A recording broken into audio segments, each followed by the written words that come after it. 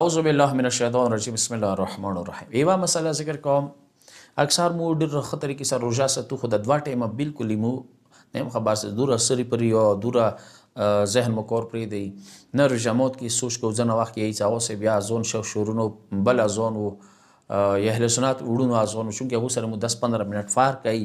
مو هغه سره روژه مات وکړلو، خو لږ په کار دی سوچ وکړي غور وکړي چې دی چا اذان دی اندیشون سره پرشمی کې درسې دی، خو لږ یو کم مخکې پاڅېږه، که مخکې نه پاڅېدلې خو احتیاط وکړه. هلته اذان شروع ته ما سې سله زر 2 ګیلاس اوبه وچښم، خو که هغه اذان ټایم چې کوم دی هغه صبح صدیق وي نو ته خو روژه لوړله، روژه خو خرابه کړله.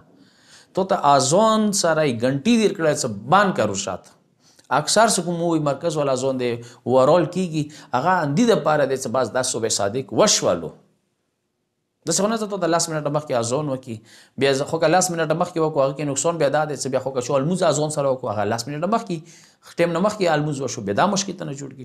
دې وجې نه اذان سره کوشش وکړو سوال کوو چې بالکل ورشه به اثر څه بند، بلکې الله اکبر نه یو 2-3 منټه مخکې چې ته هغه احتیاط باندې عمل کولی توفیق نصیب شي.